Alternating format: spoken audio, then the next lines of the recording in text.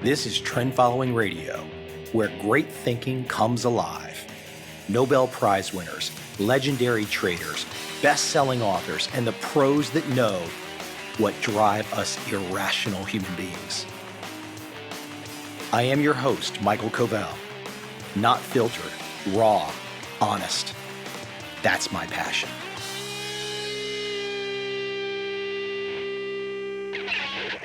Sometimes I really feel like my job, my gig, what I do, I'm a curator. I find good stuff and I share it. I've been doing this for 20 years. I really love it. Now, I also like to create things that are of my own doing as well. But clearly, anyone that's paid attention to this podcast, you know that I like to curate. Curate can be me just giving a monologue riff. Curating can be me finding a great guest and doing a great interview. But curating is also sometimes just finding that morsel out there, that needle in a haystack, that golden egg that people have overlooked or they've not yet heard. And you know, this podcast has a nice base of listeners. So, I just like to share cool stuff. Today, I'd like to share a speech, a presentation that Charlie Munger gave. Charlie Munger, who really doesn't need an introduction. And if you don't know who he is, you know what Google is, I assume, or I hope. And if you don't, just turn the podcast off now. Charlie Munger, the partner of Warren Buffett, 94 years young. I found this presentation he gave just a couple years ago. It's just great. Everything Charlie Munger does is great. I've always enjoyed his work. Now, he might have a different stylistic approach when it comes to the buy and sell aspect of his trading system, his trading approach with Warren. But the mentality, the system, the psychology. If you can't learn something from Charlie Munger, you can't learn. Let me repeat. If you can't learn something from what I'm about to play, you can't learn. I don't know where to then start you at. Because if this doesn't make any sense, if this guy doesn't resonate with you, I don't know, go try farming or something. I mean, not to take away anything from farmers because that's quite sophisticated, especially today. But I mean the kind of farming where you're basically like the Unabomber, somebody in the middle of nowhere picking berries. Just kind of take yourself out. I mean, if you can't learn something from Charlie Munger, you really deserve to be in a log cabin somewhere in Idaho picking berries for the rest of your life. Yeah, I said it. It's true. Not being cocky, just laying out the truth. Please enjoy this presentation from Charlie Munger, the 94-year-old billionaire partner of Warren Buffett. Should I go first, Charlie? Sure. Well, I hate to add to my president's introduction, but he left out some very important things about tonight's lecturer. As you might know, Charlie Munger was born on January 1st, 1924.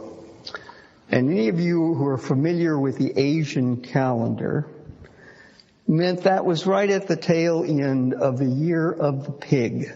Now, it's well known that people born in the year of the pig are characterized by virility and fertility.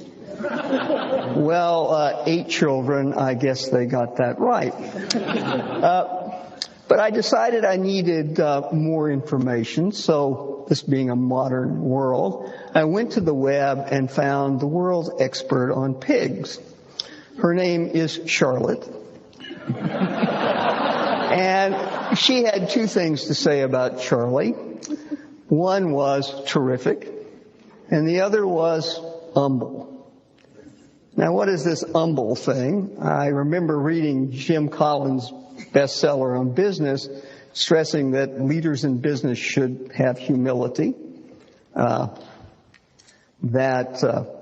Frank Wells at Disney always said humility is the essence of life. Even President Suharto, among his 3 maxims, one was, don't be arrogant. But if 2 people have a right to a call on infallibility, it's Charlie and Warren. So I guess the first question is, do you 2 manage to keep each other from becoming infallible? Well, we have a lot of fun together, and our work is not really work for that reason. And yes, we take each other down a little bit, and promptly, but we do it in a collegial fashion. We've never had a serious argument in all these years, and of course, it's like an old married couple. After a while, you know, one grunt and 2 twitches, and you've conveyed your whole conclusion on the subject, and that's the way it works. And in terms of humility, I've frequently said that when they passed that out, I didn't get my full share. And that was a serious problem when I was young. And I only cured it partly by becoming very rich. And generous. It takes both to overcome a defect like that. So the young people in the room, don't copy this if you're not willing to pay the price. Well, I don't, but if humility means that you know the edge of your own competency, yes, and you aren't arrogantly stepping over the boundary, I'm very good at that. But within my area of competency, my best friend would not adore me for my humility. Yeah, well, I'd redefine humility as knowing what you don't know. Yes, well, both Warren and I are very good at that. One of these guys at the Berkshire meeting from one of the foreign publications said, why do a couple of guys in a little place in Omaha do so much better than all these powerful minds in great institutions? And I said, well, I think Warren and I know the edge of our competency better than other people do. And that's humility in the umbrella sense, and that is a very important thing to know. I say over and over again, it's not a competency if you don't know the edge of it. You are a disaster if you don't know the edge of your own competency. Warren frequently says, I'd rather deal with a guy with an IQ of 130 who thinks it's 125 than a guy with an IQ of 180 that thinks it's 200. That second guy will kill you. And so it is very important to know the edge of your own competency. I thought I would speak tonight a little bit on my favorite subject just as a talk, and after that just take questions from Tom of any kind he wants to answer. What I'd like to talk about briefly is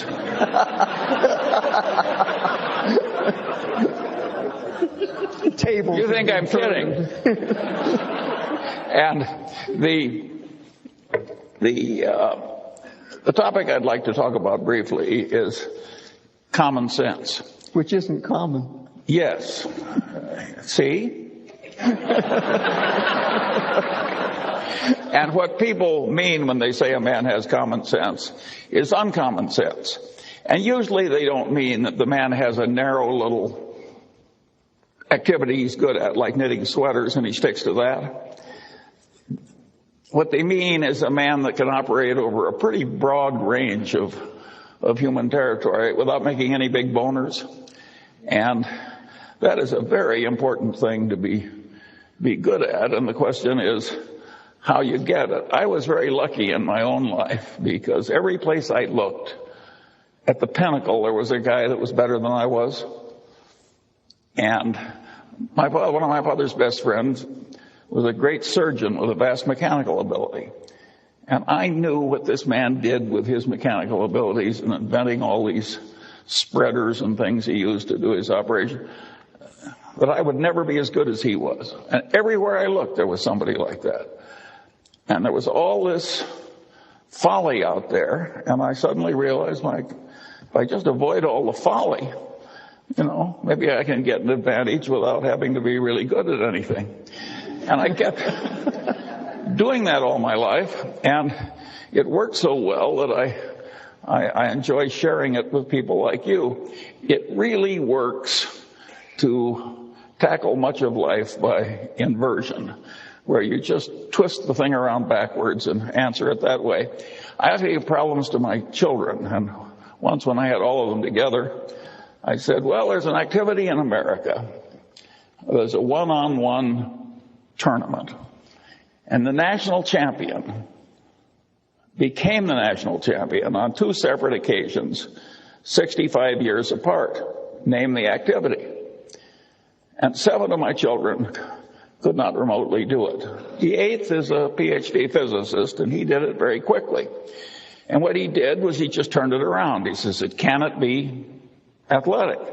And he realized that no 85-year-old was ever going to win an athletic thing with the neurological and other deteriorations that are so evident tonight on the stage. And so I said, well, could it be chess? He's a chess player. And he realized that no 85-year-old was ever going to be the U.S. chess champion. He knows what a chess tournament is like. But that led him to checkers, a game that you could almost master with enough experience. And of course, that was the correct answer. It took him about 15 seconds. All kinds of problems like that look so difficult. If you turn them around, they are quickly solved. And so this process that I've gone through life doing of identifying folly and trying to avoid it has worked wonderfully for me. Another trick that I got very early was that I loved big ideas that had a lot of instructive power. And I liked them so well that I didn't mind when they were in somebody else's territory. I just went in and took the ideas. So I paid no attention to the territorial boundaries of academic disciplines. And I just grabbed all the big ideas that I could.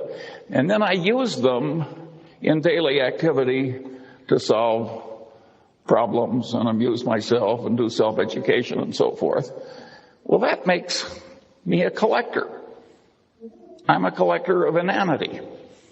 And I've cataloged the inanities on structures in my head. And it's been a wonderful thing to do. If you stop to think about it, how many unhappy collectors do you know? Whether they collect silver or mistresses or,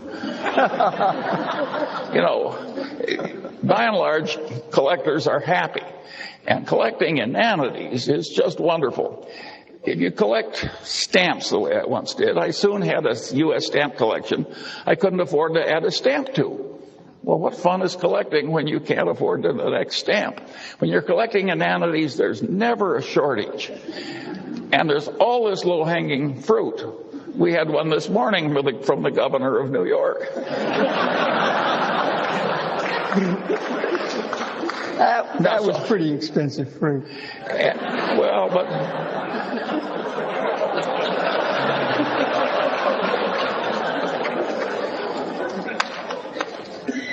and so this is just a wonderful activity, and it's amused me and instructed me all my life. And another thing that I got into when I did that was to be very interested in seeing how these ideas interplayed together. There's not big academic reward or worldly reward for integrating one discipline for a strange discipline with a strange discipline that's not your own. So if you do it in your head, you're in a territory without much competition. Warren always says you should take the high road in life because it's less crowded. And this is a less crowded mental road in life, and it really works. And of course, when you do that, you get into issues where ideas are in conflict. And of course, they demand synthesis. Well, a lot of people, when they see a demand for synthesis immediately retreat into whatever orthodoxy they came from. That's not the Munger. If there's two big, powerful ideas and there's a terrible tension between them and synthesis is demanded, I look it up if I can, and if I can't look it up, I try and figure it out. And if I have a poor approximation, I use that for a few years until it gets better. I got another idea that was very useful. I always liked Occam's razor. Now, that is a wonderful way to think. You can argue that Einstein's whole career was just a marvelous demonstration of Occam's razor. E equals mc squared is a pretty damn simple idea, but think of the power of it. And then Einstein developed, some people say, a counter-corollary to Occam's razor. This may be apocryphal because I've never seen it in any original source I trusted, but I've seen Einstein quoted with this observation over and over again. Everything should be made as simple as possible, but no more simple. Well, if Einstein didn't say it, he should have said it, because this is a very sound idea. I later developed a supplement to that corollary. And my supplement to Einstein's corollary was that, about Occam's razor, was in messy social science, if the result you're observing is a Lollapalooza, look for a confluence of multiple causes, multiple forces operating in the same direction.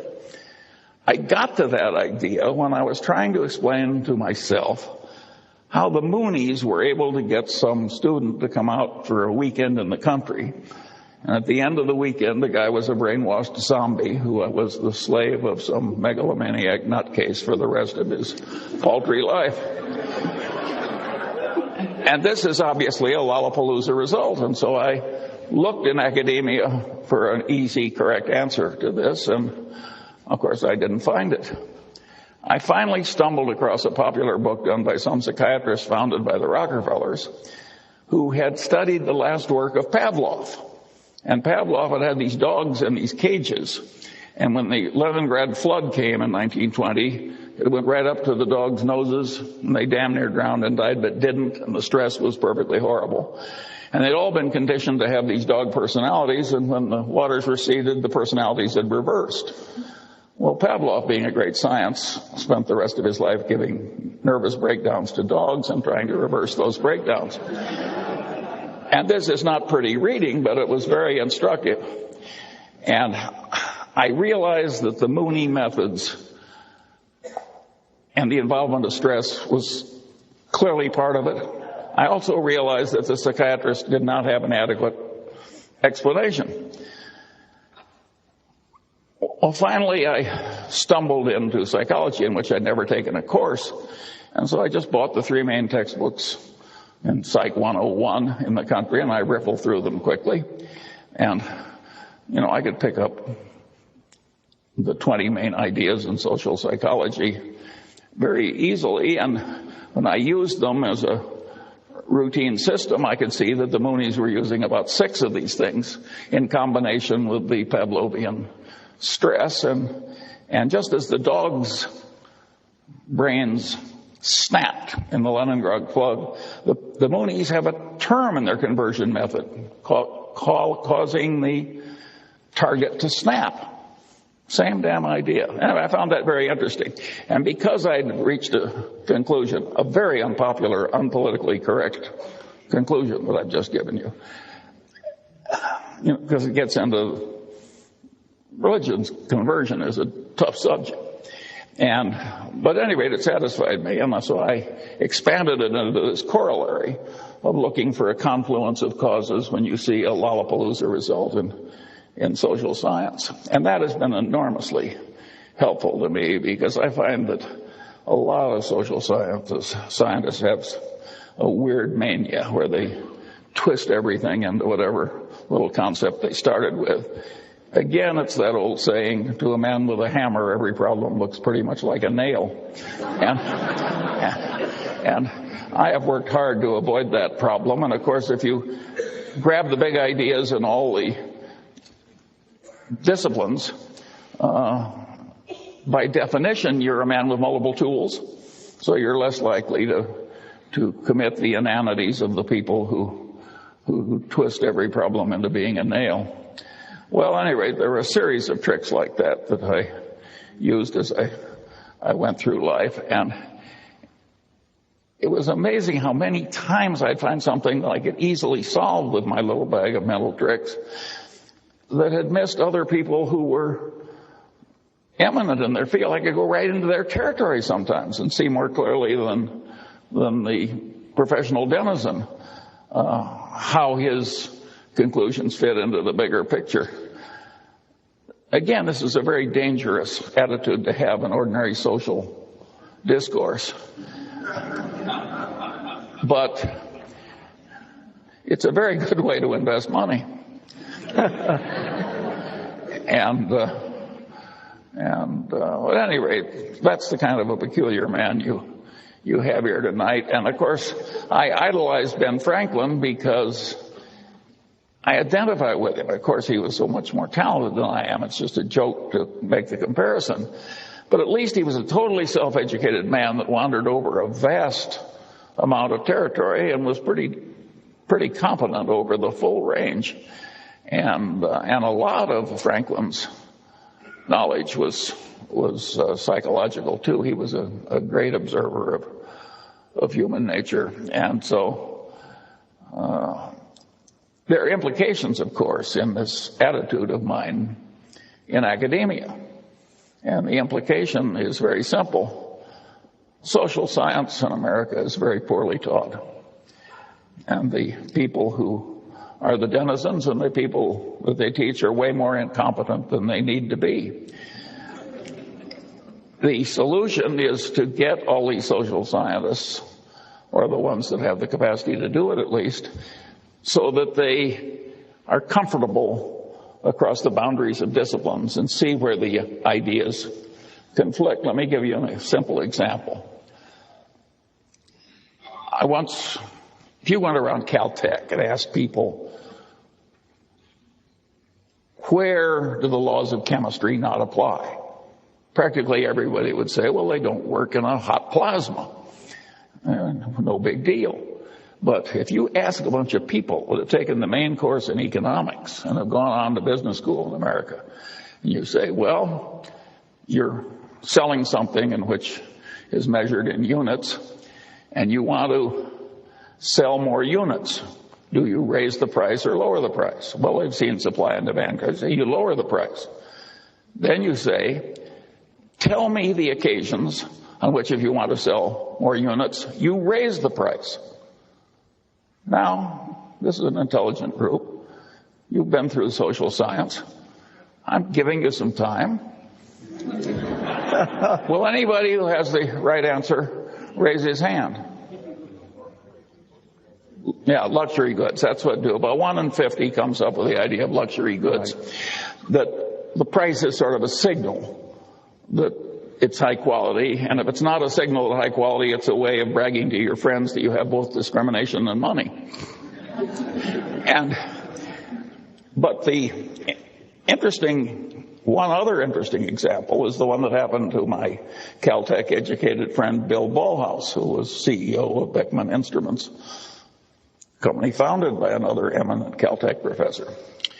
And Ballhaus had in his business collection a company that made some complex gizmo that they sold for a lower price than the other two gizmos in the market, and yet it was much better, and it had lousy figures. And Ballhaus took one look at it, and he realized that it was a gizmo where if it failed, it imposed enormous costs on the owner of the gizmo, and he recognized that the price being low was sending the signal wrong in reverse. This can't be very good, or it would. So he raised the price enormously and sold way more units, and of course the profits went up at a truly dramatic way. So these idiots that can't answer the question are leaving a lot of money on the table that a man like Ballhaus knows how to get. And the world is just full of opportunities like that for people who get the main points and go across it. But of course, that's not the main answer to the question. That's just the Ballhaus byway. The main answer to the question is very simple. Suppose you raise the price and use the money to bribe the other guy's purchasing agent. Well, you can laugh because it's so obvious once somebody points it out. But who was raising his hand over that one after all the fancy education you've had?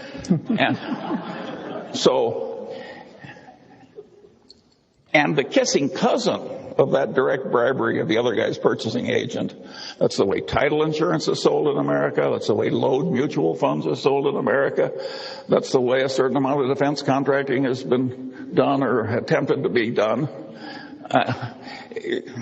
It's a huge, important part of capitalistic life, that business of raising the price and using the money to enhance sales. And of course, there are legitimate ways to do it too, like legitimate information through advertising or otherwise. But there's a lot of illegitimate use of increased price to increase sales. And that's a big part of the capitalist condition. And if you don't have a brain that automatically has these things pop into it, you haven't really assimilated social science correctly. What good does it do to be able to pass a test parroting back to the professor what he told you? Well, that'll get you an academic label, but it won't get you the many millions of dollars Ballhaus made by raising the price, and it won't get you really fabulous investment results in life if it takes some imagination, if you don't see how all these things work and how they interplay. And of course, the way to get that competency, like any other competency, is to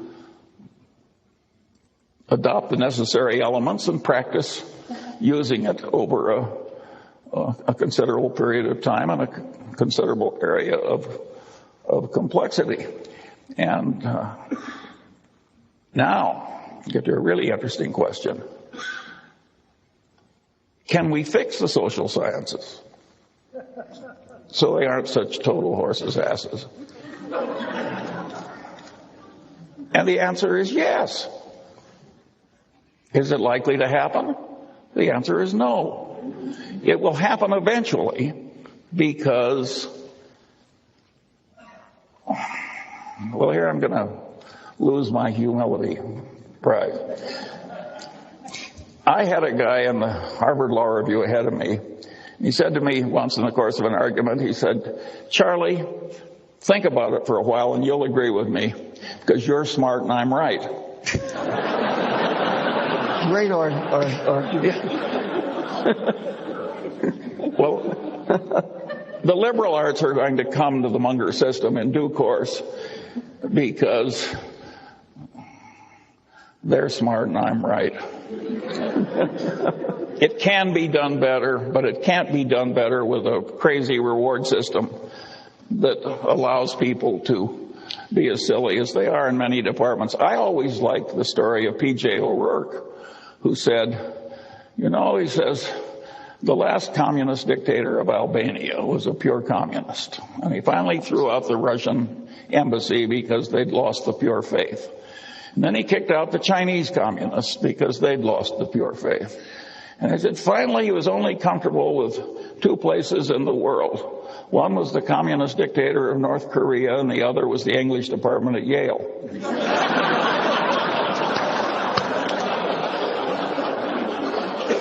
Well, you think I'm kidding, but there is a lot of extreme craziness in some of the liberal arts, and they select people who share their craziness. And it is not necessary that academia tolerate forever this lack of multidisciplinary competence. It's not that hard. If some aging, untrained, fat, old man can do it, surely the young brilliant liberal arts people can do it. It will take a different incentive and a different system. It might even be that a place like Caltech could do it, but they'd have to get a rather unusual person to do it for them. Oh, all right, now I'll turn it over to... Well, actually, I'd like to...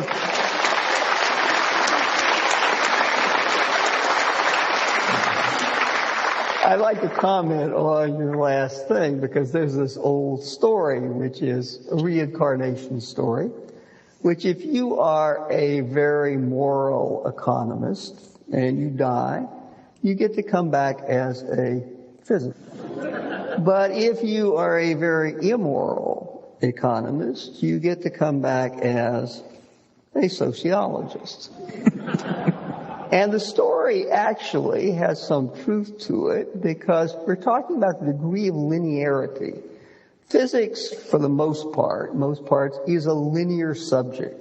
Cause and effect don't get intertwined. Whereas my wife's father invented something in sociology which shows the intrinsic non-linearity, extreme non-linearity of the social sciences. And that was the self-fulfilling prophecy. Yes, indeed, it was invented by Robert King Merton. And what it says, basically, is if Charlie were to say something about the state of the economy tonight, by God, by tomorrow morning, the reporters who are here would have it in the newspapers, and something might actually happen to the economy. Whereas if I said something about the economy, in fact, exactly the same thing as Charlie, everybody would say, ho-hum, what does he know? And so that shows the powerful non-linearity of that exists in the social sciences. In other words, the problem partly is they're extremely complex, and the fact we haven't come to grips with them means we haven't dealt with that non-linearity appropriately. Comment? I think you can do it without the fancy math.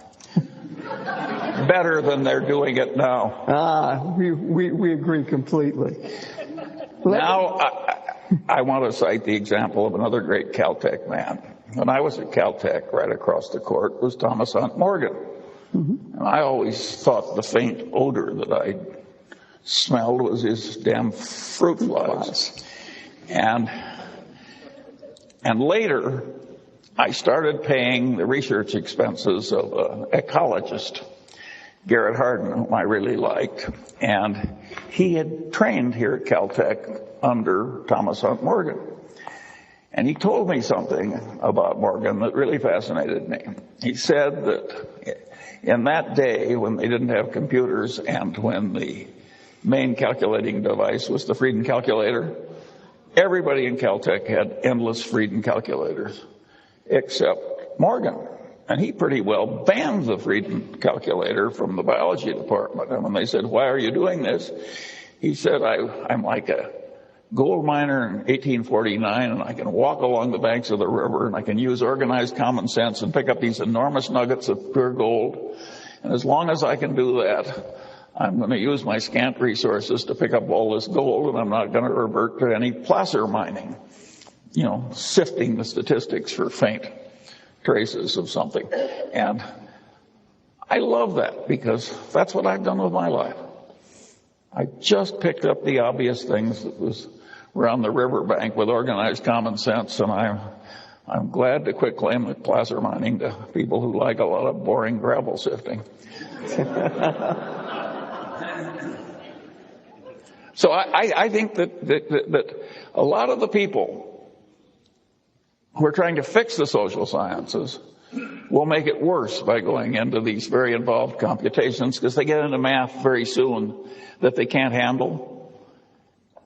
And they're walking right by great boulders of gold on their way to this non-productive math. This is not an intelligent way to go at the problem. Yeah, well, that's something you've talked about earlier, this attempt at false precision. Terrible. Warren and I always say, we cite Keynes. Better to be roughly right than precisely wrong. Right. We see over and over again people who know how to use these computers now. And there's a big complicated problem with multiple inputs. Some of it can be carefully measured and some can't. So you just horribly overweigh everything that can be measured. This is truly asinine.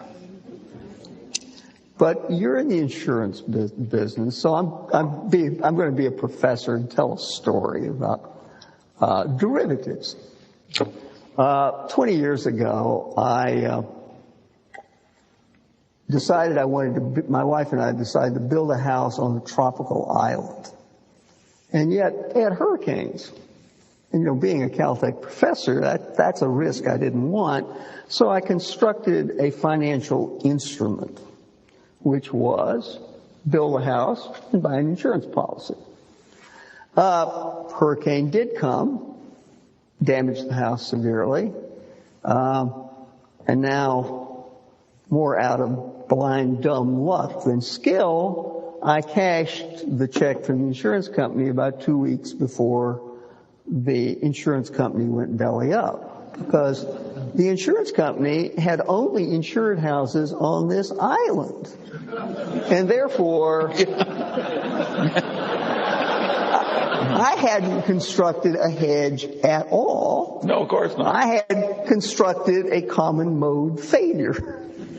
And so the real question in society right now, whether we talk about bundle mortgages or any of the other fancy hedge funds, is whether the risks are really independent and you can determine them, or whether somehow there's these common mode failures that take down both systems at once. The same people who are trying to ruin the social sciences by taking it into this extreme, hopeless complexity of math that won't work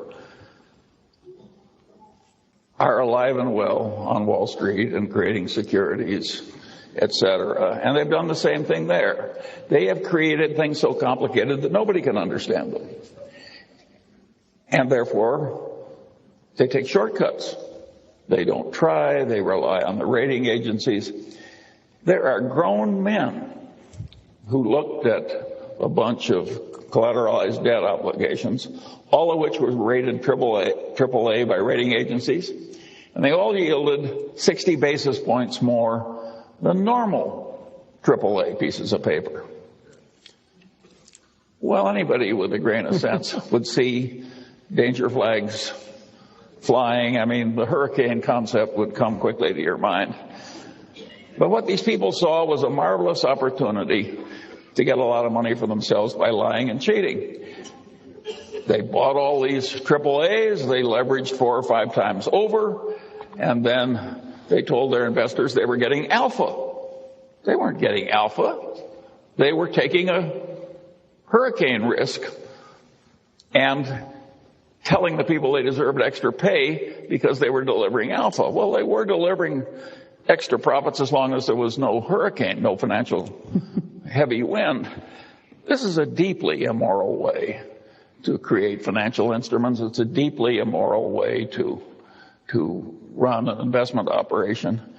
And, of course, it's attracted more and more people from eminent places like MIT. People go into this derivative trading, because it's hard to rise in Standard Oil, inventing better oil refineries. It takes time, and there's competition, and so on. And besides, when you're all done, nobody's ever going to hand you $180 million. And so these people do go into this activity, and they create this hopeless mess of super complexity. Then they get trading systems, which their accountants bless, and they punch these buttons, and if they've agreed to buy something 8 years in the future from A for $100 million and sell it 8 years in the future to B for $105 million, they punch the button and both obligations disappear, and it shows a $5 million profit receivable from the second guy. Well, just because you can punch a button on a computer and show a $5 million profit doesn't mean you have a $5 million profit.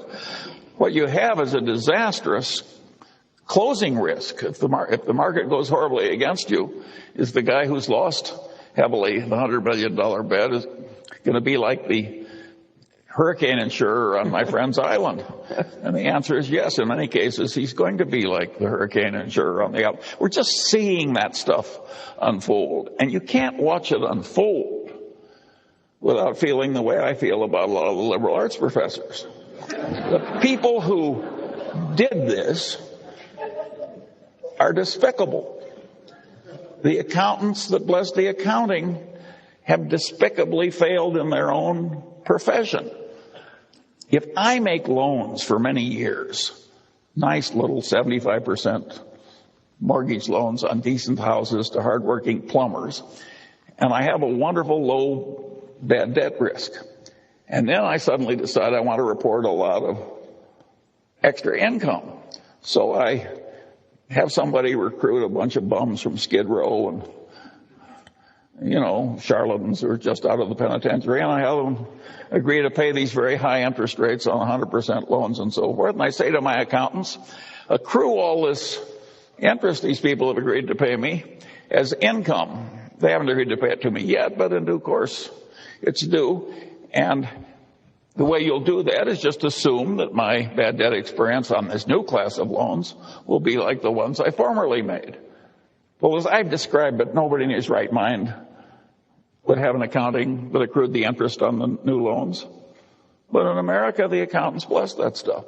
And they would say, you would make my life too difficult if I had to do anything but look back and count the old bad debt experience and just extrapolate it into the new type of loans. This is not a modest fault. This is a significant fault in our common civilization.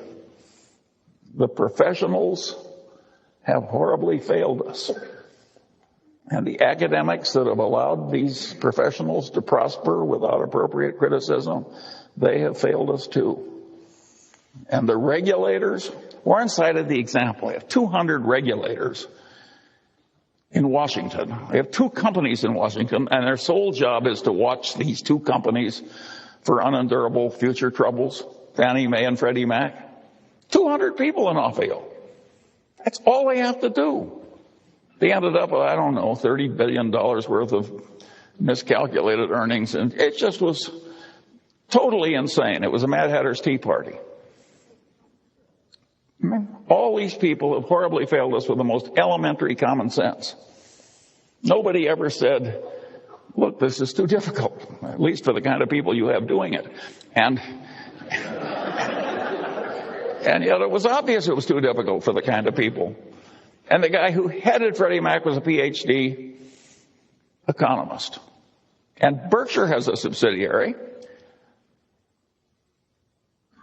and it was headed by a PhD psychologist. And the only thing he improved in his tenure was the wine cellar, the corporate wine cellar. And when the money finally ran short, and the chief financial officer said, we're running short of money for the wine cellar, he said, take it out of the depreciation reserves. Well, the depreciation reserves are a liability account.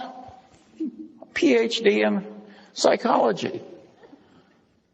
I mean, I don't invent these stories. One of the if you're a collector of inanities, you can top anybody always with a true story.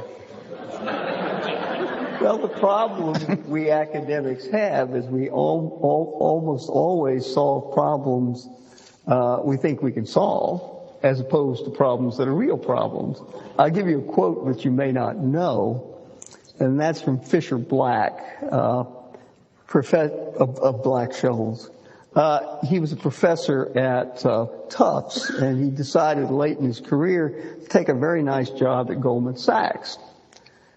And then he said something very wise that I think you'll like, which was, he said, market efficiency looked a lot different from the banks of the Charles than it did from the banks of the Hudson. There was another Nobel Prize winner at Stanford, and he looked at the investment success of Berkshire Hathaway, and he said, it's luck. He said it's, if enough monkeys are flipping coins, some guy will win 2 or 3 times in a row. And there's a name for this in academia. It's sigmas. So we were a 1 sigma event. And then we were a 2 sigma event.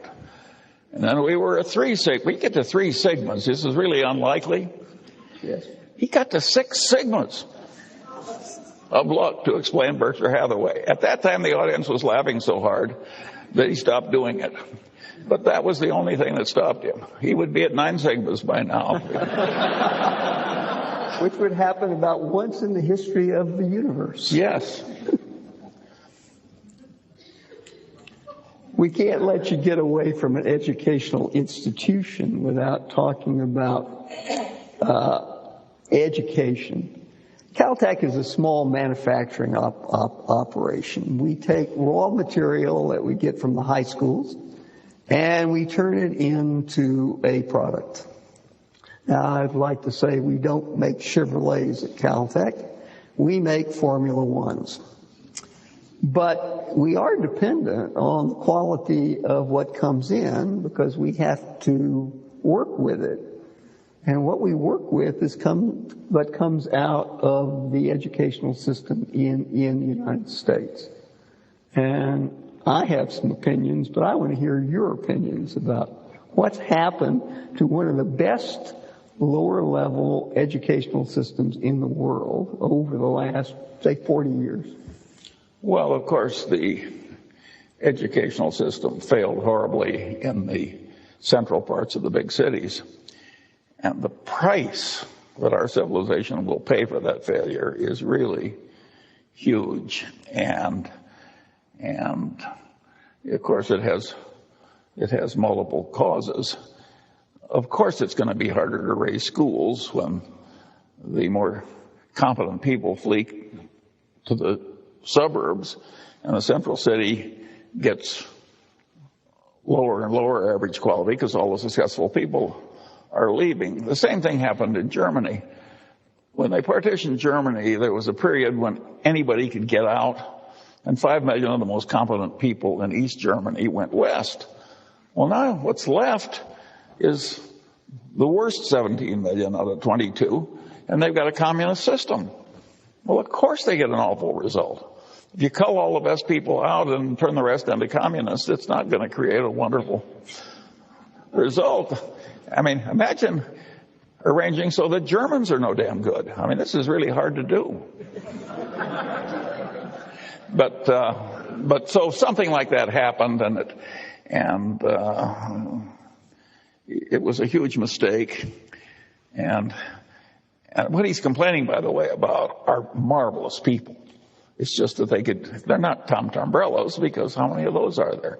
But Caltech gets marvelous people, and the average quality of the entering freshman at Caltech is simply marvelous. And the average quality of the institution, in terms of the way the professors, the administration, and everything behave, is wonderful. And the asininity around Caltech is way low for a human institution. And if any of us had no friends or family left, and we were thinking, what are we going to do with our worldly goods when we have to part with them? I don't know about you, but I wouldn't have a better candidate than Caltech. I'd have way more confidence in it than I would have in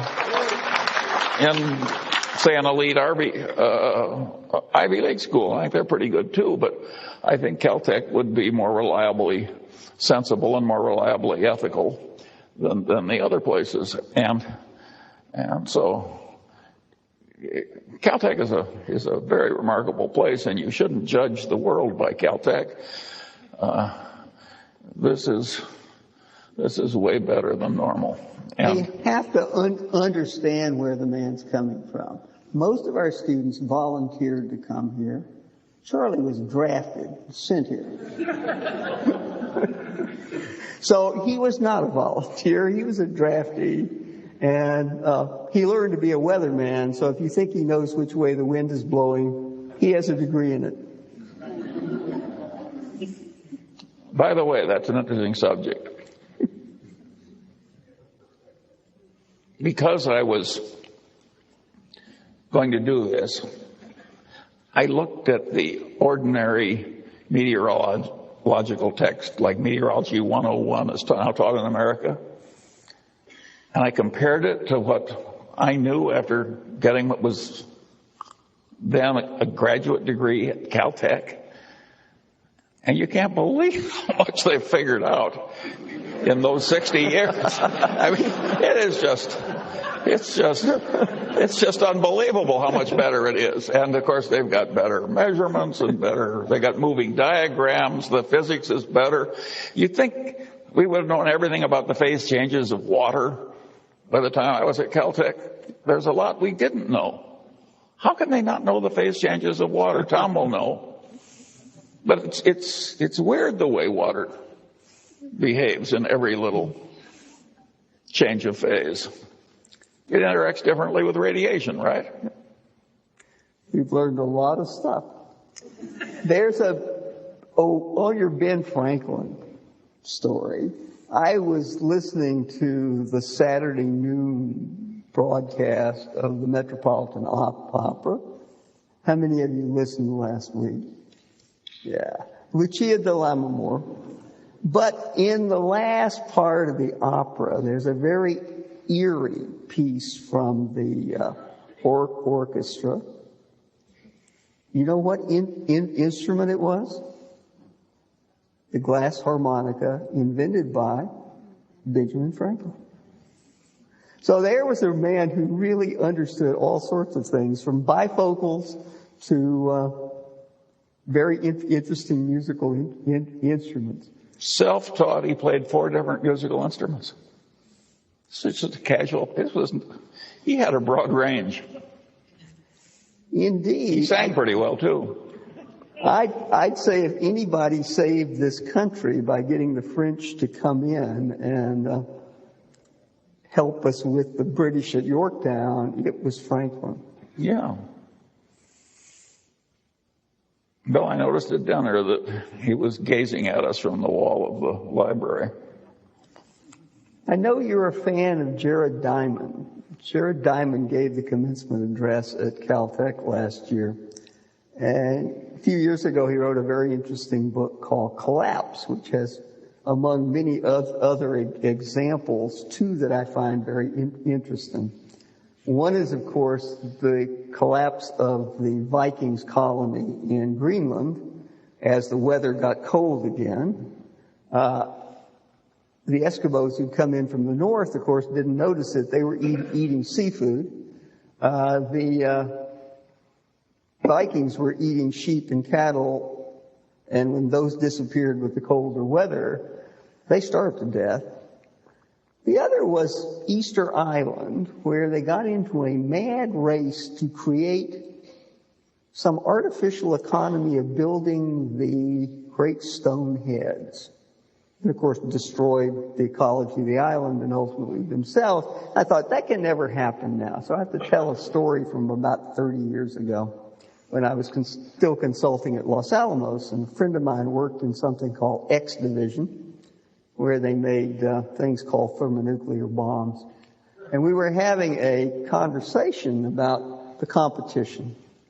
And this conversation went on for a while, and he kept saying, we've got to keep ahead of these guys. They are really giving us a bad time, and we can't keep up with them. And, after a little while, I said, this doesn't sound like the Soviet Union. He said, Soviet Union? Those guys don't build anything we care about. We're talking about Livermore. And so there we were in a mad race, using up the country's treasure in a wild attempt to keep up with ourselves, building the equivalent of stone heads. So are we doing anything like that you see in our society, Charlie? Are we building stone heads or competing with ourselves when the real competition is doing something else? Well, sure, but you go into the really fundamental tensions of multidisciplinarity. Every biologist thinks a little like Paul Ehrlich. They think, my God, carrying capacity of the land, you excel at tragedy's coming. And every economist thinks we've had compound interest at 3 or 4% for 300 years, and who's to say we can't do it for 500 years more? And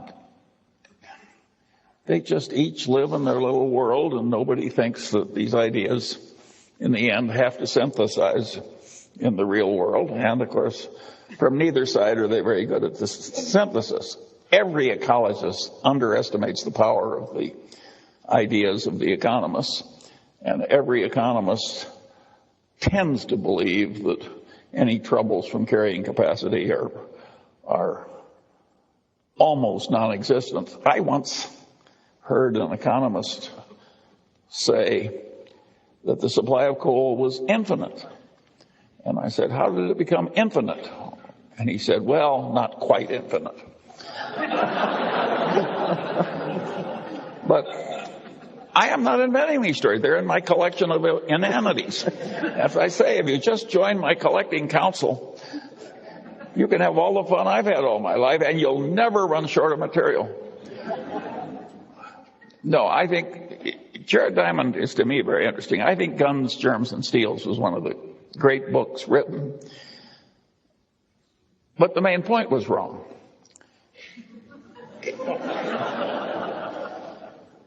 Jared really believes that the people in New Guinea were just like a bunch of literate Jews in Berlin in 1890, except that they wore loincloths and were illiterate. But that's a delusion.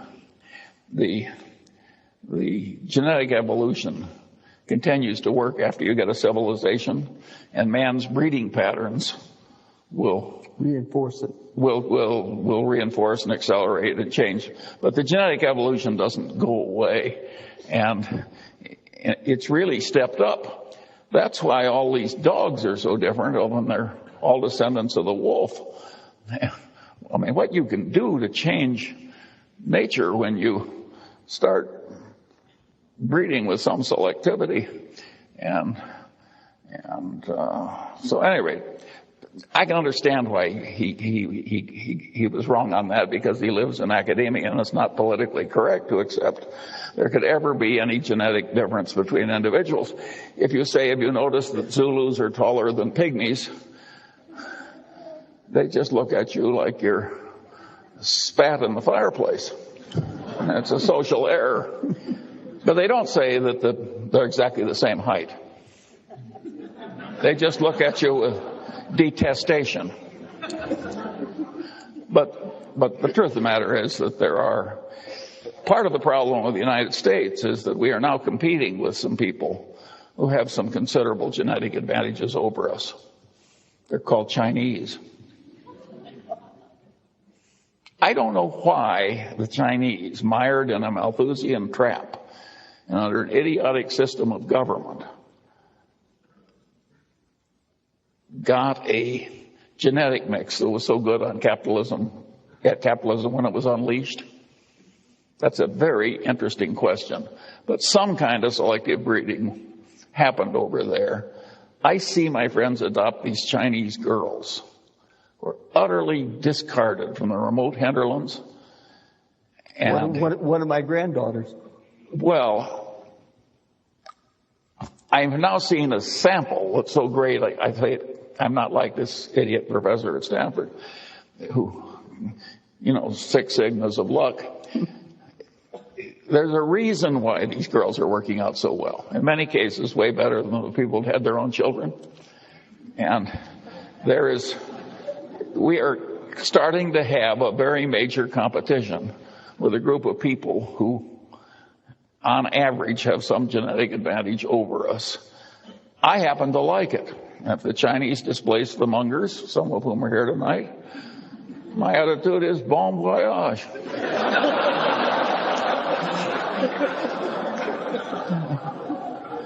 Yeah.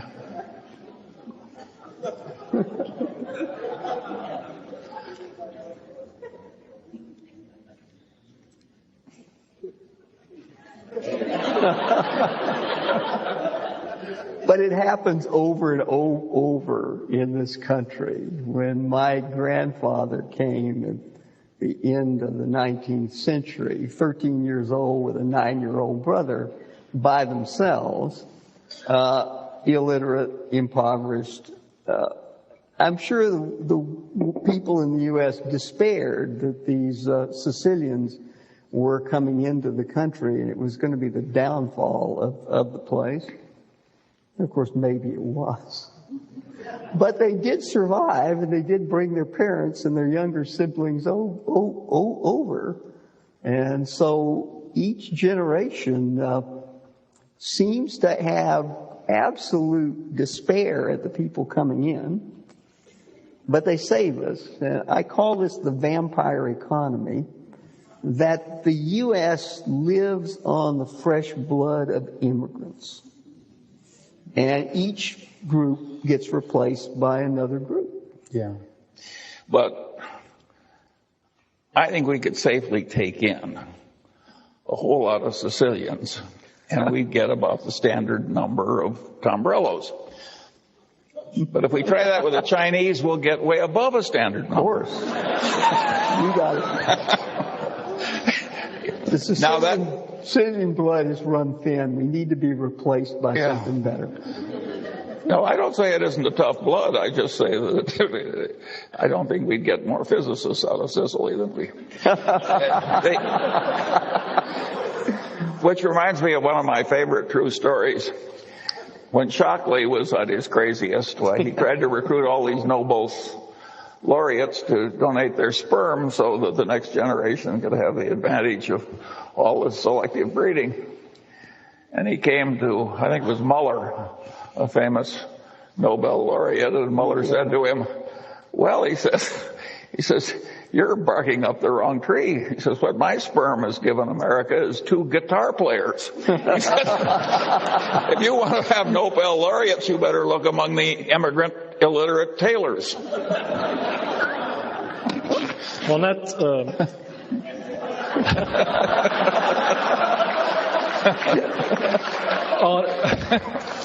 on that note,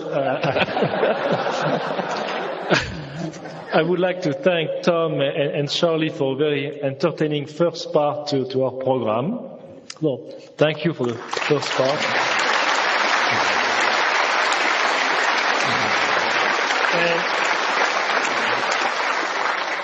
And now we would like to allow some time for some of you to ask questions.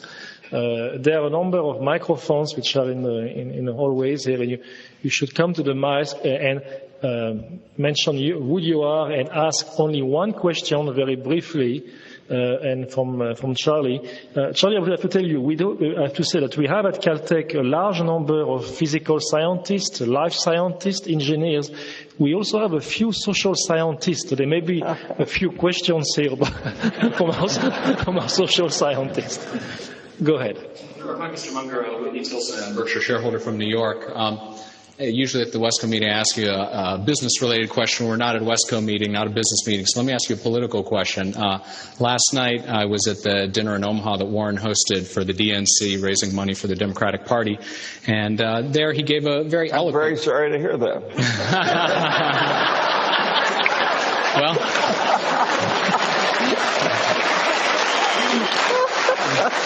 I'm going to ask you to elaborate on that, actually, because he gave told a story about how he was the son of a far right-wing Republican congressman, grew up, hearing about godless communists, et cetera, and so at some point in his youth sort of sat down and very calmly and rationally, in the way he described it, much like investing, I think, thought about, laid out his worldview, what he thought was important, et cetera, and made a rational, unemotional decision that, the Democratic Party is right for me. And so I asked him afterward, I said, do you think this administration might tip Charlie over to our side? And he sort of laughed and said, well, maybe, but if I were to ask him about it, he'd never come over. So I figured I'd ask you about it, and I'm not going to be so rude as to ask you who you're voting for, or might Hillary or Barack be able to count on your vote this November. but rather to a bigger question about how did two such like-minded people who, in your early comments, have never really disagreed on anything, can communicate so well and finish each other's sentences and so forth, end up in two political parties that can't seem to agree on anything. And sort of more broadly, if you could maybe tell us your similar story to what Warren did. Did you become a Republican because you sat down calmly and unemotionally and thought about the issues, or was it something like most people? I think it's one question, okay? One question and one. Well, Whitney, I think that if you're a really intelligent person, you have to hold your nose in reviewing either party. Yes. And just exactly which one gives you the most offense can vary between intelligent people. And Warren and I get along so well because he's not a normal Democrat and I'm not a normal Republican.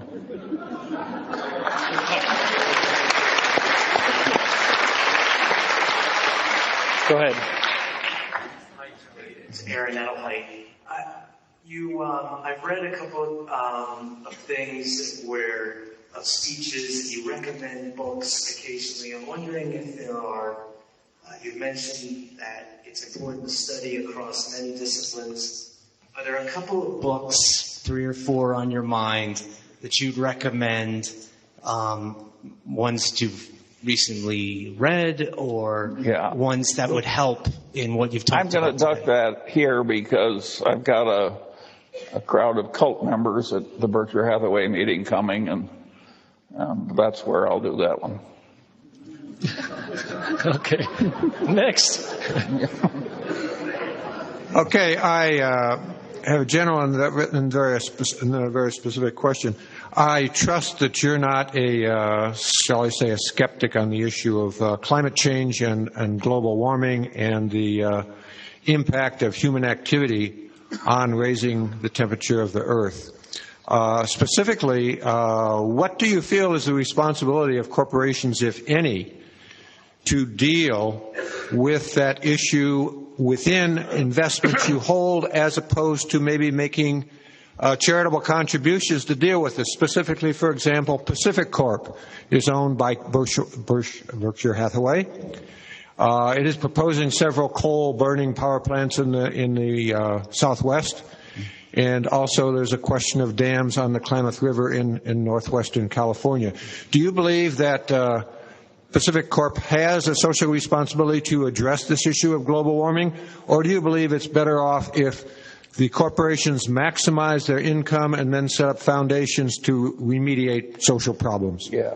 Well, I'm not going to speak for Pacific Corp, which has its own executives that are more expert in these areas, and it's their responsibility under the Berkshire system, which involves delegation just short of abdication. But on global warming, I can give you an easy answer. Do I think there's some global warming caused by increased concentration of carbon dioxide? Yes. Do I think it's nearly as big a problem as Al Gore thinks it is? No. And I think some of the solutions that are proposed by these true believers that are so excited about global warming have created some of the biggest asin entities of all. And the worst of the asin entities that makes me grieve for my fellow citizens is trying to turn corn into motor fuel. This is one of the world's stupidest ideas. And it involves partly something you would agree with. In figuring the cost of the corn, they don't count anything for the topsoil that's lost with every corn crop, which any ecologist would care about terribly. So the whole thing is just asinine. It shows how this true believer stuff, which gets onto a cult-like mania, can cause terrible failures of cognition, like turning corn into motor fuel. I mean, It is really crazy, and it's a disgrace. It's not. It's really awful, and so we want to beware getting too influenced by these people who obsess on this one issue. It's going to be very, very hard. I think we have a reason for not using up the petrochemicals, the petrocarbons of the earth, and that is they're so useful to man for reasons other than keeping warm and running engines for transportation.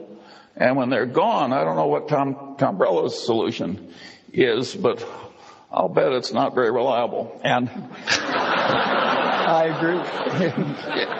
And so I think we've got a good reason for doing this. And when you've got a very good, sufficient reason to reach out for a fairly stupid reason with a lot of miscognition, it's really not very smart. And you ought to be ashamed of yourself. Next. Go ahead. Hi, my name is Cecilia Yu. I'm an undergraduate here at Caltech. And when I heard you talk about the space race, it kind of reminded me of the recent 50 years in space celebration. And one of the best speeches I've ever heard given by an astrophysicist named Dr. Joe Tyson. He mentioned that the Apollo race actually created one of the greatest impetuses in America for for scientific advancement and the advancement in education. So when you called it a race of head building, big head building, I wonder if it's about time that America had another such big head building race to create another impetus to study science, and especially in the public education system. Tom, I think she wants you to answer.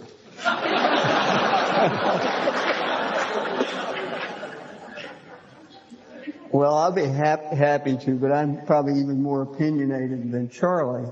Be hard. I think the great adventure of our time has been to explore the reaches of the solar system with robots.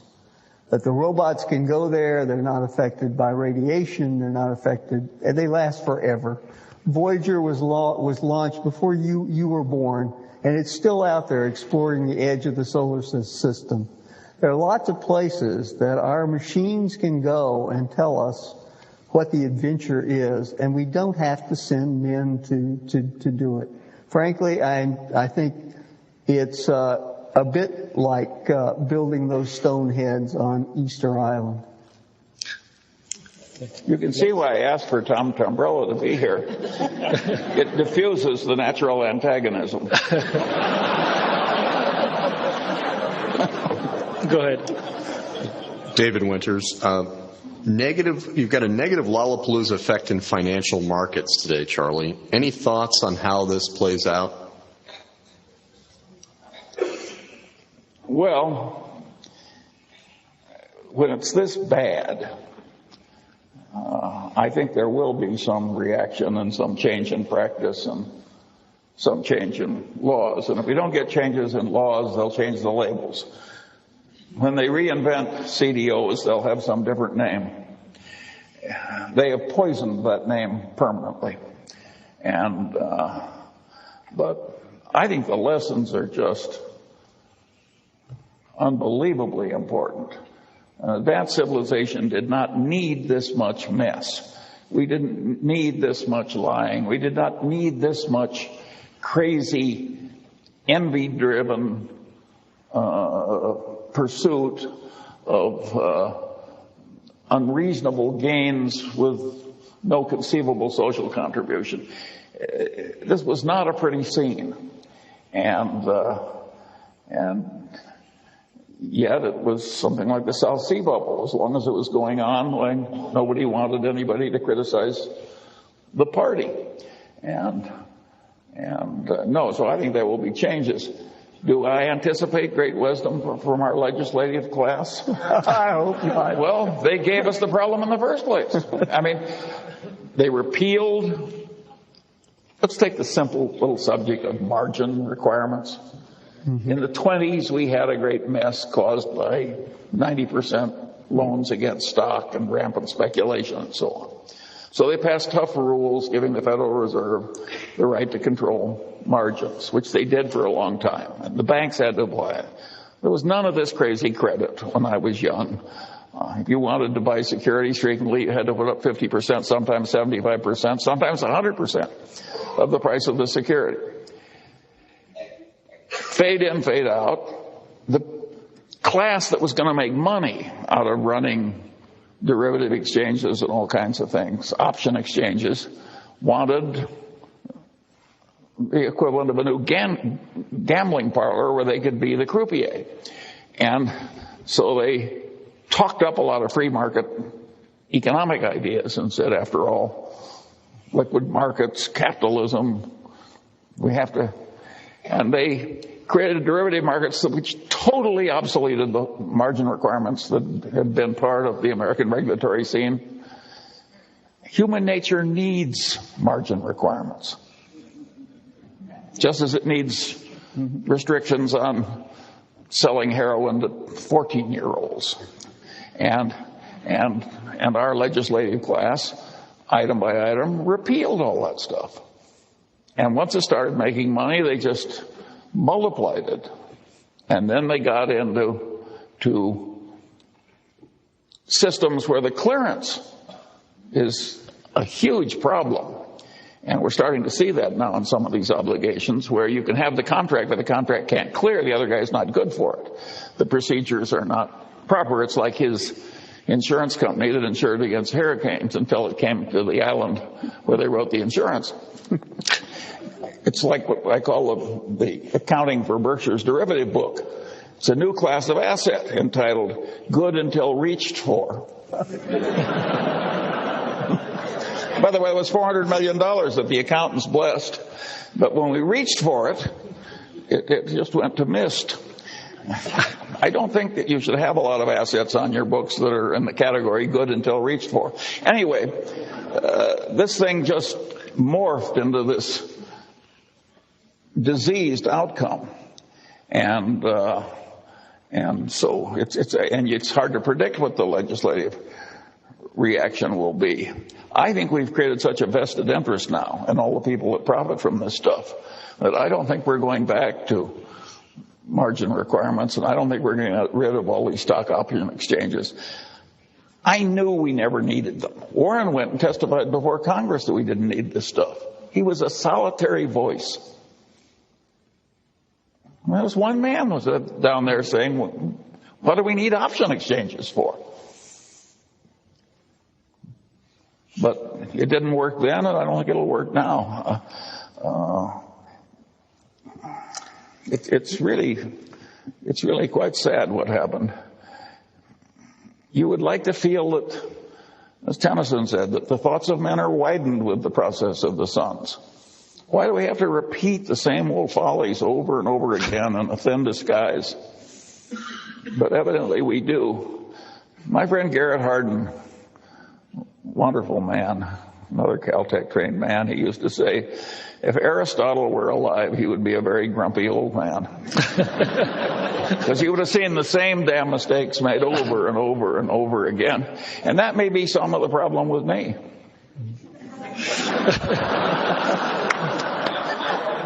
Next question. It happens quicker. You don't even have to die to get in this condition.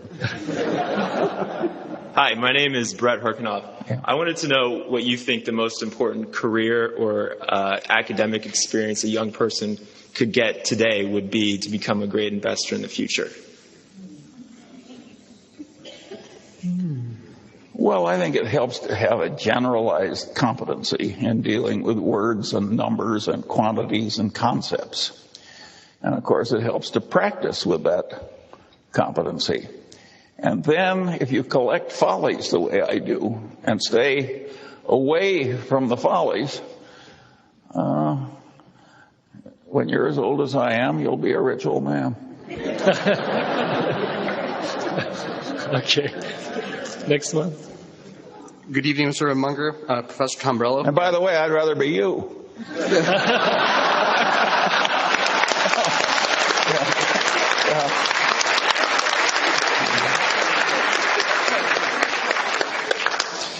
My name is Dennis Armani. I graduated from Caltech 3 years ago, and now I'm a proud employee of Glen Eyre. Pierre Kaufman's my boss's boss's boss. So my question to you this evening is that when I started Caltech in 2000, got my PhD and now work, it went from never really hearing about China to now the United States has to pack up its bags and just say we're done.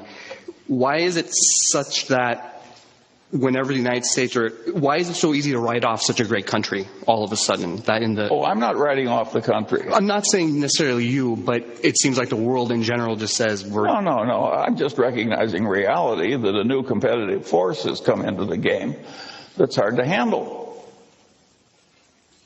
You don't write off the country if you're a very good golfer and Tiger Woods comes along.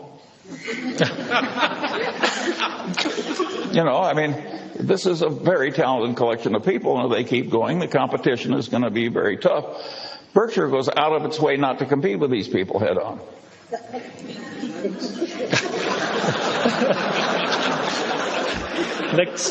Next question. Now, if you think you can handle it, well, all I can say is anybody smart enough to graduate from Caltech with a PhD and go to work for Glen Eyre does not need any help from me. You have it made. And you don't have to worry about China either. Good. Hi, Mr. Munger. My name is James Lynn. I remember reading a long time ago, Warren Buffett, you and Buffett were not into macroeconomical things, issues but Mr. Buffett, I read recently he's been investing in the Brazilian real and basically long foreign exchange, foreign currencies. I want to see what's your outlook on the U.S. dollar and interaction with the economy and how bad it can get and how bad can this stock market get? Yeah. Well, averaged out, Berkshire has not made its progress in life by making wonderful macroeconomic predictions. We figured out how some things were very likely to do way better than other things, and we got into those things. Occasionally, in recent years, Warren has kept out of other mischief by doing things like buy the Brazilian real. And he's done it very intelligently, and he's made a few $1 billion. But it's a sideshow. When the markets are scarce for our kind of activity, Warren has to do something. And he's so used to a few $1 billion coming over the transom he sometimes stretches a little if it's easy enough. Okay. But I can't help you with a simple solution to getting rich with soft white hands. Next question. Hi, my name is Helen Lee. I'm a Caltech undergrad here, and as Caltech undergraduate education goes, we learn things from math and physics to chemistry, biology, all the sciences that you can imagine. But we don't get a lot of insight into, business and investing. And as sort of a new investor, my question is, what, in your opinion, is the best piece of advice for a new investor or for current investors? Well, I think it's very useful to get the capitalist perspective. Namely, how do you make this thing work for the people that own it? Because the reality will make more sense when you go at it with that perspective. So even if you don't intend to get rich, you want that perspective because you'll understand the reality you're dealing with better. So I think you mentally want to make yourself an investor as part of the proper training of your mind. And since you have to do it anyway to improve your mind, you may as well get rich while you're doing it. And so if you underspend your income while you're alive and keep learning and collect all the bonehead mistakes other people made and avoid them and so on, I would confidently predict that you'll do just fine. But there's no one book or one idea or something that's going to do it. The one idea that people use is the one that Ben Graham borrowed from engineering, which is the concept of a margin of safety. In other words, factoring in all the probabilities, you want a bonus probability. You want a margin of safety in what you're doing. And that's a very good concept when you're designing a bridge, and it's a very good concept when you're making an investment. You want something that will handle some mischances from life and still do well. And so if there were one concept, why, Ben Graham would have said that's the concept. But it's easier to state than it is to work it out case by case. Tom, I interrupted you. To throw out a Munger-like concept, the things you're learning should be connected to one another. And that's part of your job. You're learning a bunch of separate things at Caltech. Try to figure out how they're connected to one another. And that may mean reading a lot of other stuff, but it's all of a piece. It's not a bunch of separate compartmentalized things. And I believe I've lifted that from Charlie. Yeah, but all this stuff is really quite obvious. That's it. And yet most people don't really know it in a way where they can use it, which is a very interesting educational problem. Next question. Hi, Charlie. Welcome to Caltech. My name is John Lee. I'm the president of Caltech Falun Gong Club. And Falun Gong is a movement in China and which is persecuted by the Communist Party now. I came from China, so the strategy you were talking about, raising price to bribe the purchasing, is very commonly practiced right now in China. So it's nothing new. And that is not unknown in the United States either. Actually, I think they are also buying American president. I know that in 1998, when I went to the Chinese consulate, they were giving us such instruction to pay for the American president candidates. Anyhow, I think a big money or economic growth in a country with morality going down is very dangerous for this society, for this world, as which has been verified in the Second World War. And I think right now, many people have paid attention to the human rights abuses in China. As you may know, the communist culture is totally different from traditional Chinese culture. And the Communist Party is using their power to persecute all kinds of people and supporting. Can you please state your question? Yeah. My question is, right now, well, many people like Steven Spielberg are putting a pressure on the Olympic, but some of the big American companies are still sponsoring this Olympic without paying attention to the human rights abuses. What do you think? Question. What is your question? What do you think about this company should do? Should they sponsor an Olympic? Question. State your question. Yeah. Should this international company sponsor these Olympic Games which still have human rights abuses? Thank you. Well, my answer would be yes. I figure that China is a nuclear power. We have to get along with China whether we like it or not. There would be nothing much more asinine than creating a lot of needless tension with the nuclear power, and particularly one which is improving decade by decade from its worst condition. So this idea that I think getting along with China and sharing in their pride with their Olympics is a very good idea, the human condition being what it is. Thank you. We are running out of time, so I'm going to allow maybe 2 or 3 more questions, and I'm sorry for the many of you who would like to ask additional questions, so go ahead. Hi, Mr. Munger. My name is Greg Ragney. This is my first time seeing you in person, and it's a real pleasure. I was pleased to hear you speak about common sense and the Lollapalooza effect and your lattice work of mental models. I'm wondering if you could give us a specific example of how you integrated these ideas to recognize a great investment. That would be of great help to those of us trying to understand and replicate your success. Well, some of the ideas were so simple. We noticed that in city after city, the monopoly newspaper made more money every year.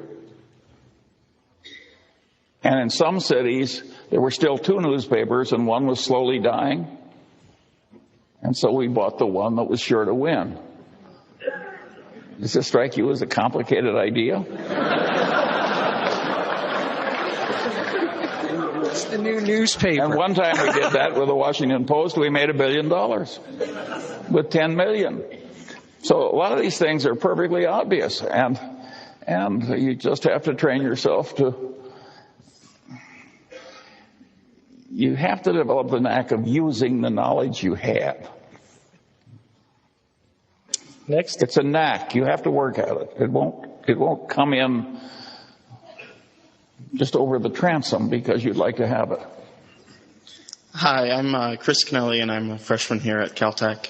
And I was wondering, what do you say that what you can see into the future, what the biggest issue and maybe its runner-up are for what is going to be the dominant concerns in the future?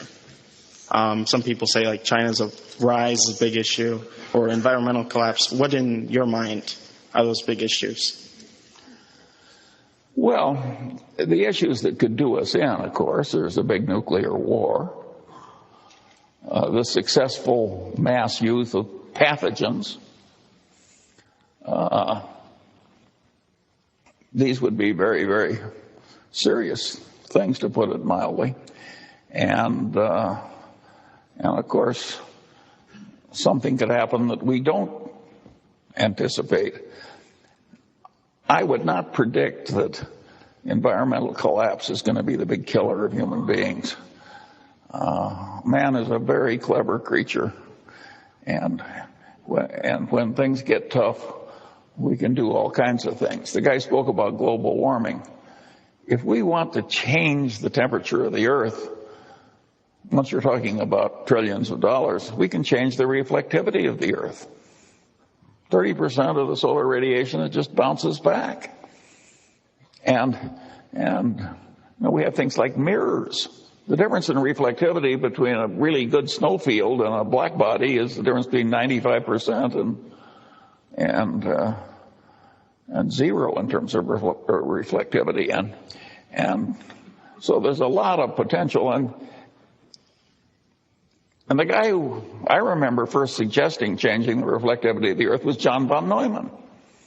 Probably some people would say the greatest mathematician of the last 100 years, but certainly he was up there. And so I think all kinds of things we can do to. The shortage I see is, it all gets back to energy. If you've got enough energy, you can do practically anything. And of course, Caltech is way ahead on that. They've examined all the options, and they're all for using the sun better. That's the correct answer. And I think man will be clever enough to do it. And if he doesn't like the temperature of the Earth, I think man will be clever enough to change it. And so I don't have the environmental terror a lot of people do. And that's from a man that gets very nervous on the way we treat cows. I do not like the fact that the average dairy cow in the United States is kept pregnant by artificial insemination 270 days a year. I suspect that many hormones in the milk is not a good idea. Now, I don't know whether it is or not, but I know enough to raise my eyebrows. So I think there are all kinds of things that we will learn to change. And by the way, that may be one of them.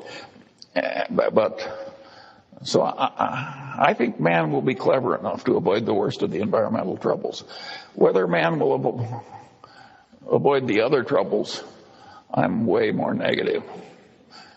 I think the folly of man is up to some pretty extreme things.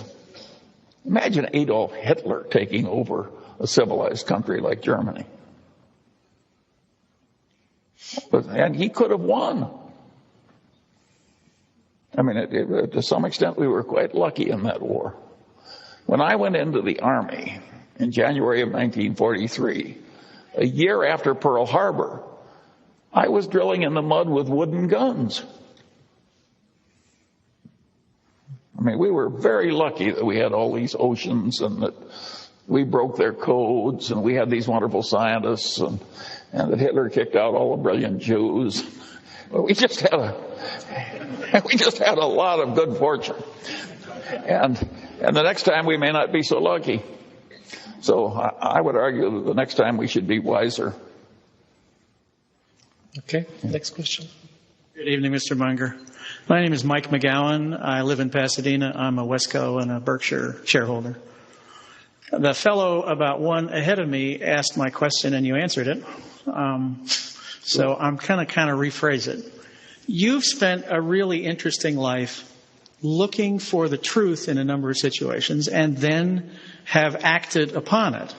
Whereas other folks in Wall Street and in academia and in other cultures seem to, even if they see the truth, they don't follow it. They find it easier or what have you to follow their fellows in doing this. What is it that you've done that you could suggest or that seems to be a model for these guys kind of discarding the opinions of their fellows and pursuing something that would really be, as you said, developing the knack for this? I think to some extent I was naturally disrespectful of the received wisdom, and I wanted to figure it out better. And I think to some extent that was an inherited disposition. And I turned what many people would regard that horrible lemon into lemonade. But I don't know. I think you can make that kind of lemonade out of my kind of lemon.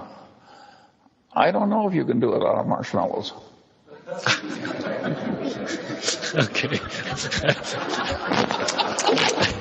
Next question. Good evening, Charlie. Welcome to Caltech Beckman Auditorium. I'm Jay Whitcraft from Sierra Madre, and I bring greetings from a fraternity brother and classmate of mine, Peter Munger, who I believe is a cousin of yours back in Philadelphia. My question is, I'm in the Sierra Madre Foundation, and we have a problem. It's a small town, 11,000 people, 3.5 square miles, and we're trying to keep our budget together. And because of a cutback in taxes that we used to get from the state, we're hurting for money. And I wondered if you have any suggestions as how our city could help us, or how our foundation could help the city do better with our budget. Well, lots of luck. Fixing the reactions of politicians in government to deal responsibly with financial problems. This is a big order. And I think you'd have way better chance of doing it in Sierra Madre than we do in Los Angeles. It's almost in the nature of things that the politicians will make all kinds of promises and do all kinds of things to please the voters and sort of put off the obligations until tomorrow. And so they're constantly building up a great load of future obligations, and they're constantly posturing for votes as distinguished from really trying to get the right answers. And of course this causes problems, and it's no fun to suddenly have to chop activities out of your accustomed lifestyle. And I solved the problem for myself in my own way, and I'm afraid I'm going to have to leave you with the problems of Sierra Madre. Final question. You upheld Benjamin Franklin repeatedly for his ability to master many disciplines, and you spoke a lot about the humanities and social sciences and Wall Street. I'm exactly half your age, and just in my lifetime, I've noticed a big shift in the incentive structures and everything from university admission to youth sports as well as the workplace in rewarding specialization. Do you think that, is there any alternative way that you can think of to reward multidisciplinary success as opposed to the very high degrees of specialization that seem to be what gain people status and financial reward? Yeah. Well, of course, we should have high degrees of specialization. And if you get a nice little cancer in some ghastly place, you will not want a guy that really understands Proust. You know,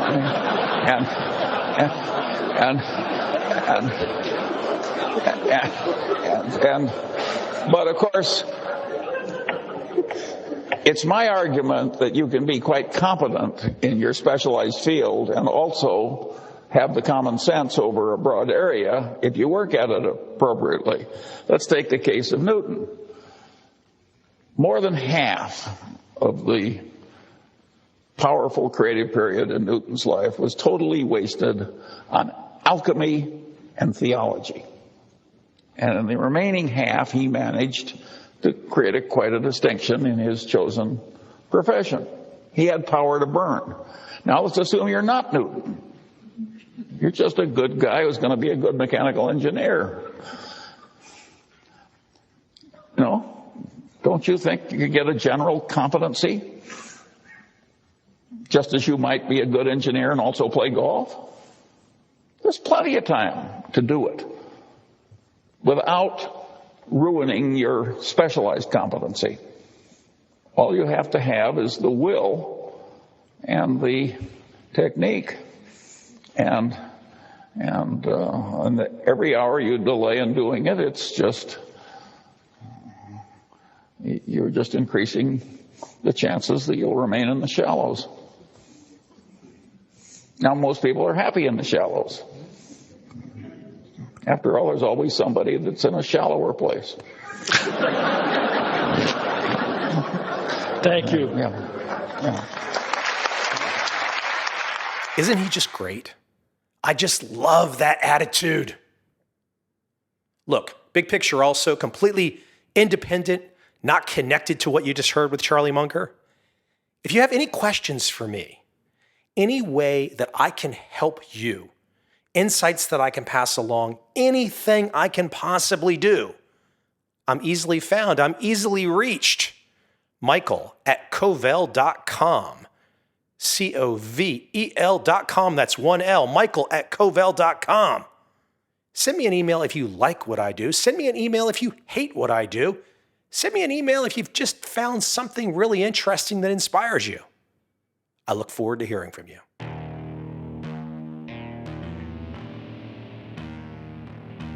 I see a time when those awake will understand how to make money in up, down, and surprise markets. Whether new trader or experienced, college student or financial advisor, protecting against a crash or just trying to make a lot of money, trend following offers everyone an answer in uncertain times. To get started immediately, send me an email, Michael at Covel.com. I will send you the right trend following steps to take along with my free video.